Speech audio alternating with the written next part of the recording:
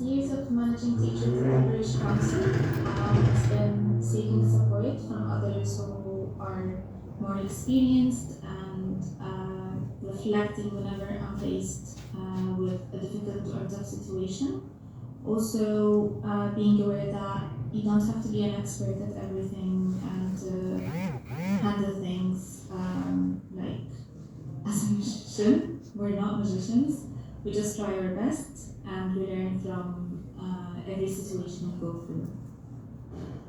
Honestly, I've learned more about leadership from my two teams than from any management course I've ever taken. They've taught me the power of transparency, the meaning of taking it, and your team is exactly the same. They also taught me that sometimes the best way to help isn't to jump in and fix things, but just to listen. At the end of the day, I believe that leadership is about empathy, and whether you're sitting in the office or at the dinner table with your family, just be crystal clear about your non-negotiables in both roles. Thank you. Well, being a manager for me is the probably most challenging thing I've ever had in life. You're no longer responsible for your classes or your students, you're rather responsible for teachers and the classes that they teach, and you're making decisions all the time, mostly quick ones. You need to be ready to have difficult discussions. So it's to think completely in a different way than you used to. What is something that I can tell people to do that helped me a lot is please do approach people and ask for help when needed. People do not expect you to be a magician or an expert, especially if you are starting your role for the first time. Be a good listener. You really need to listen to others before deciding or coming up with conclusions. That's it. Could you guess what the question is? What does it mean to be a manager? Or how did you learn to be a manager? Maybe. Okay. Any other suggestions? Ali's not. Maybe a leader. Yep. I was going to suggest how did you transition into your new role as manager? But it might also be something to do with managing the pressure of different demands. Any advice for moving into a management role, or any advice for developing it into a management role? What? Maybe, what was your experience in the training? Okay. How did you learn? What you learned? You know what? It looks like that. It looks like the answer to that, because that's the only way they know how. But the actual question was, what's your intersection and how it is affecting you today? Now, I had a call with each and every one of those ladies for like 15 minutes explaining the idea of intersection and how it could be affecting or how they're being perceived and how they act and think or make decisions. But still, that was the answer, right? And up till like 6-7 months ago, I myself did not know that many of the decisions that I'm making is actually based on those various identities and the roles and the hats that I play.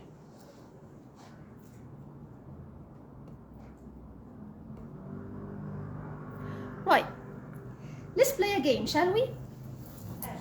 Yeah.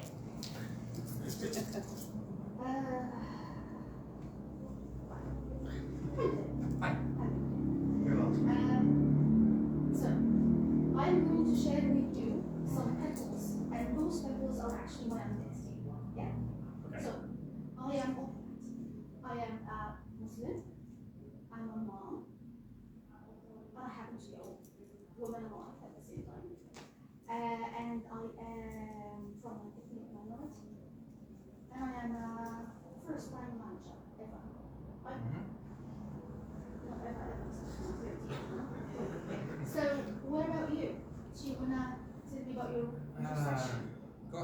I'm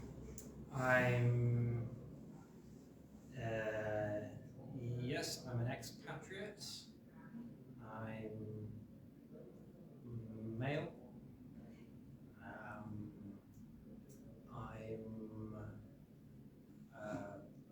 professional. I'm running out here. I have dual nationality. And You don't have to use them all with you. You're not like this. oh, I'm a dreamer. Okay, all right. That was lovely. Thank you so much. Well then. Shall we play that? Right. With the person next to you, I want you to share the pedal. You have like 2 minutes max because we're only 30 minutes now. And I want you to share your intersections. Yours in different line as well. Maybe the 3 of you together.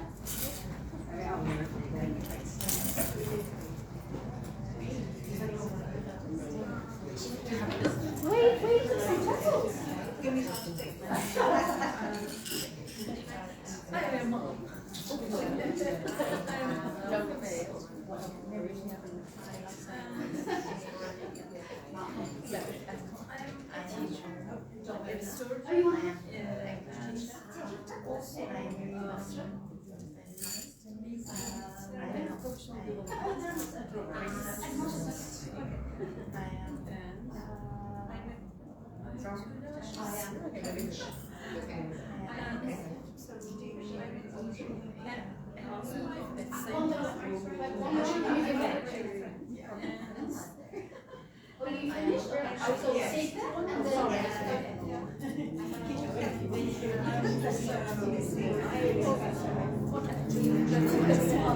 So you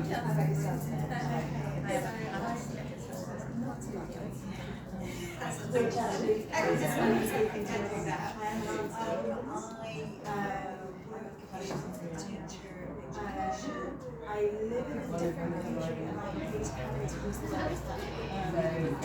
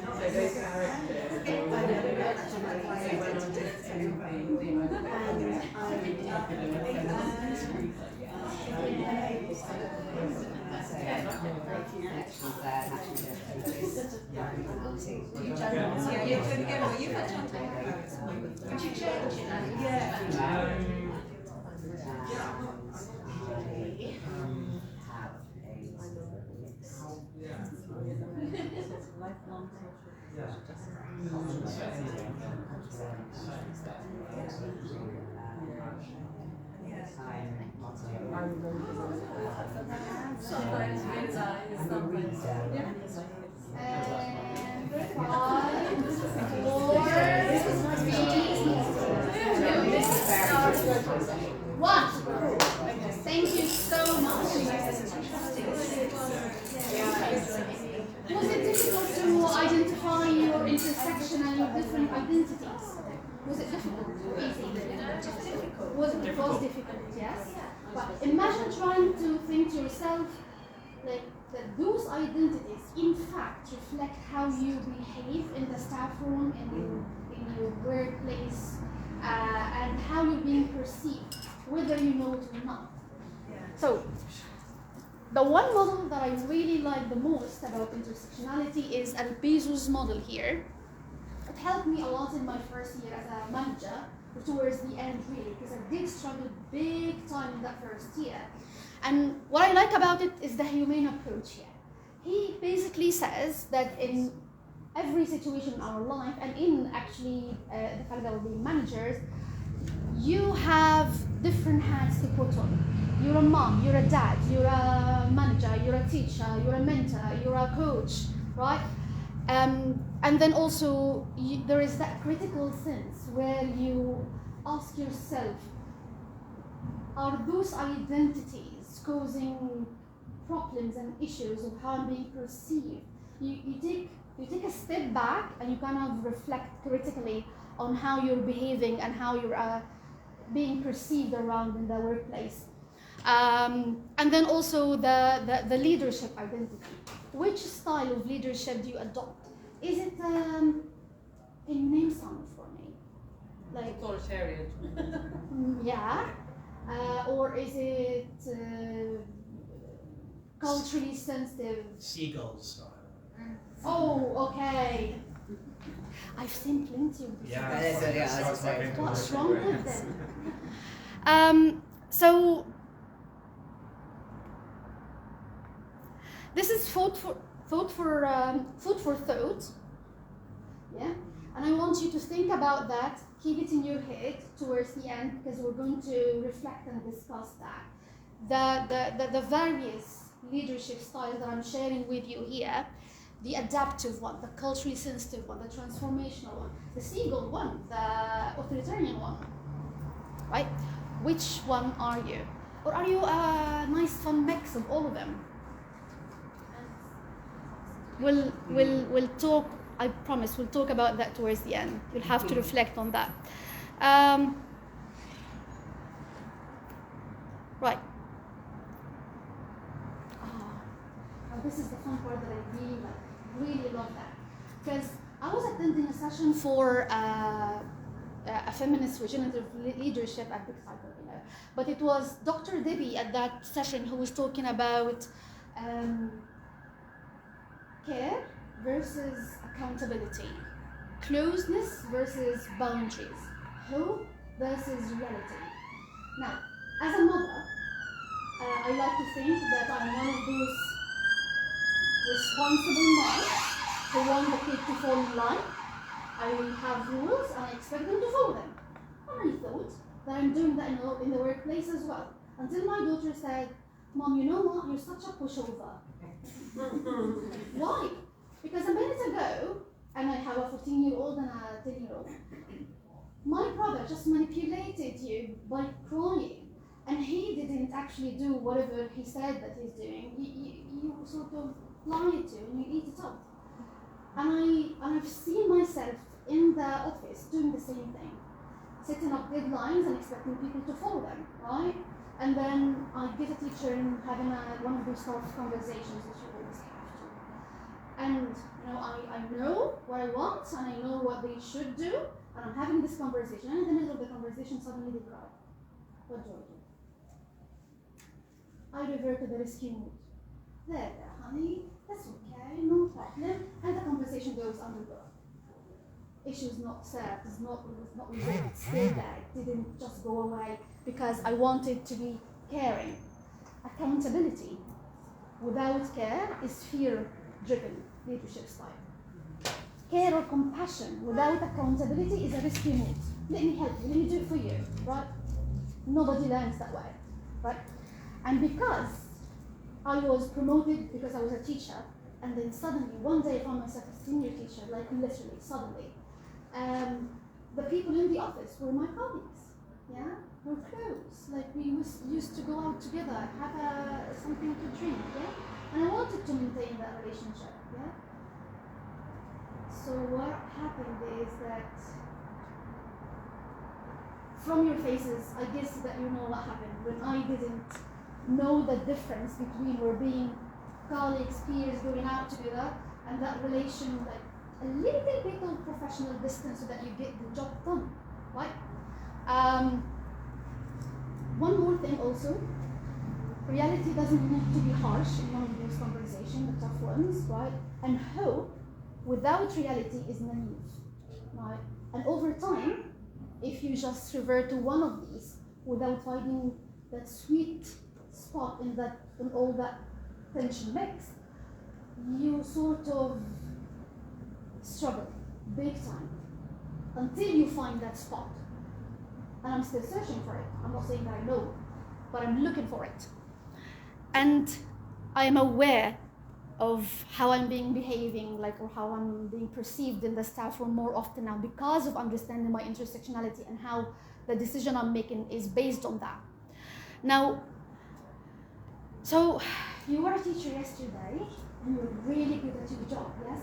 To the extent that we offered you a position in management.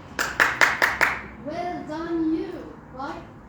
Not really, because for an organization, I don't know if anyone here is actually a school owner or like a person who can influence, But if you are, as an organization, please offer people mentoring. Not just a week, not just the first month, the whole first year.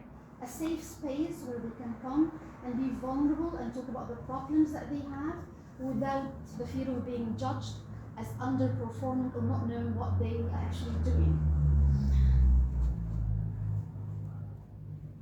Oh, sorry, goes that way, right. Again, for the sake of the organization and for the sake of getting the job done, you need to give that kind of structural support, the clarity, the system, how things should be done, how it should work, but also listening to that other person's point of view and take that in, right?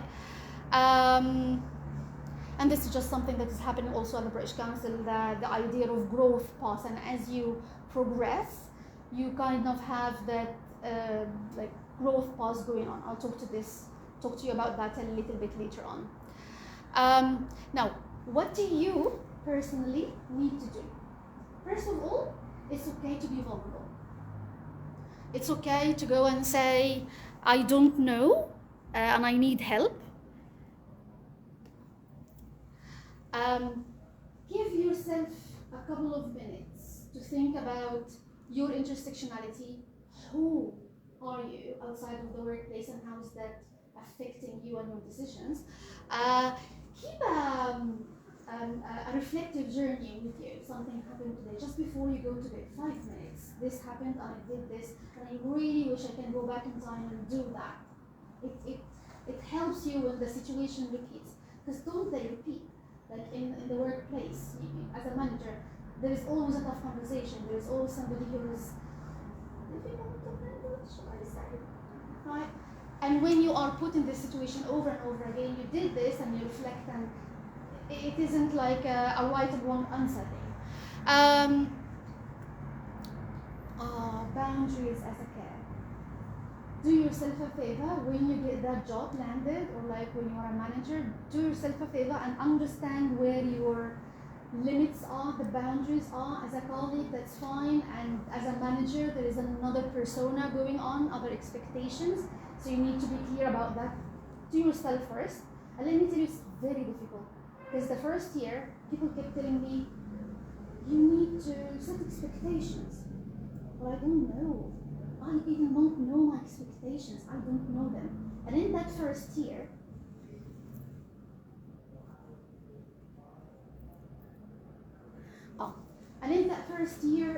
you would need to find that, shall I say, space between not knowing what you need to do and to set your expectations, not knowing your expectations and knowing them. And the gap between not knowing and knowing is called the learning space. I don't know about you if you've heard that in one of those viral TikTok sessions went viral for Dr. Vicky, and she was asking this question, and I'm going to ask it to you. What does resilience feel like? Not what is it, right? But what does it feel like? Tough. Oh, okay. Does it feel good to be resilient? It does? Depends on the context. Right. Feels like calm. I feel like capability. Like capability. There's maybe some struggle in it, but it's also kind of undoing it. You feel competent in these. In the struggle, you feel competent if there is a struggle. Right. So as I was saying, that road between not knowing your expectations, not knowing what you're doing in this place or how to get things done or how to lead, and knowing is a road filled with frustration, dare I say. But you flip frustration the other way around and you have resilience. Let that sink in a minute. You flip frustration, it becomes resilience. Right. It's dare I say, a sugar coding of the word frustration, but in that first year you do need to be frustration tolerant, to mess up, knowing that it's a progress, it's a journey. A journey, exactly. Right. Oh, okay. Feel free to take a picture. This sums up the whole presentation of today, if you'd like to. Lots of colors, yeah? Lots of roads and stuff. Intersectionality for you. It's not easy, it's frustrating, it's resilience, it's all in one.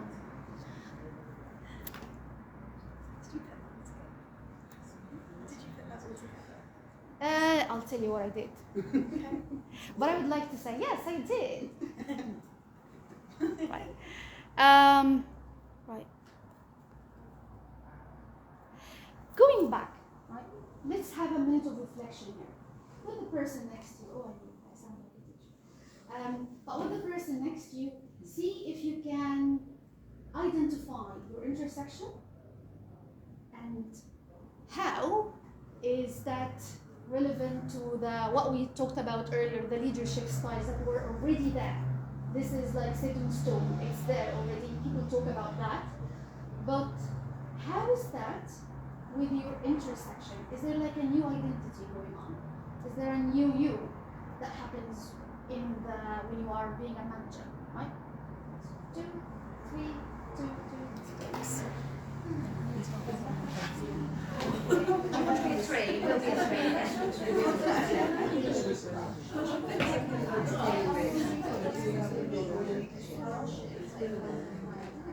It wasn't you I have responsibility for that. We are making some meetings, we are arranging lesson plans, and we are preparing classes. There is some Do you identify that?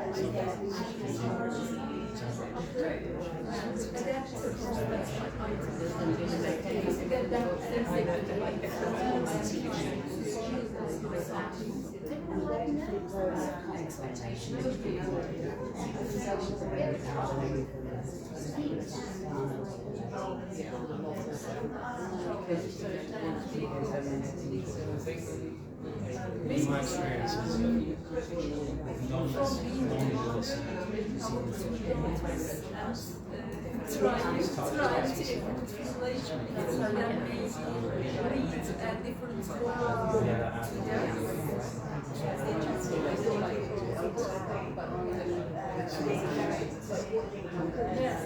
another roles.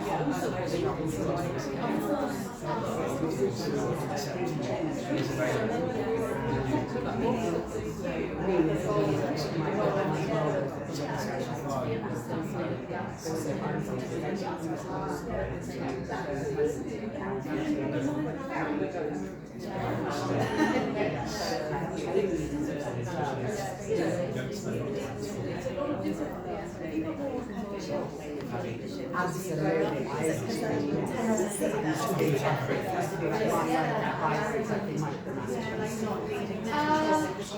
Outside, you tell me to get a move on. Yes, we have a sign there saying but any of you would like to add an extra sort of something that you heard, like one of those aha moments you heard or like you had with when you were talking together? Because I just had one right now when you were talking to me. Me? Well, I'm sorry I came in late, but I think one thing that affects the way that I sort of manage, I'm the president of TESOL, but I'm also the eldest of 5. And so you kind of automatically get put in this kind of role. And even though I haven't lived in the States for a while, even when I go home, it's like you're expected to know stuff. And you're like, but I wasn't here, I don't know what you're talking about. And you also get blamed for everything. But you're supposed to also have the answer. And we don't have our mom anymore, but I think that sometimes in growing up, because they had this more talking relationship than I did. And I think they were more like friends than the mom and the sibling, and then I was the oldest. But I think it does affect how you see things, because you kind of already, whether you're shy or whatever, you kind of know already certain situations, how to step in. Right. It's not always accepted the way, but you kind of already know. There's a lot to unpack in that. I just feel that you drag me right now from this session. But feel free to scan the QR code if you want to have the PowerPoint material sent to you. We would love your feedback so much. And thank you so much for joining me today.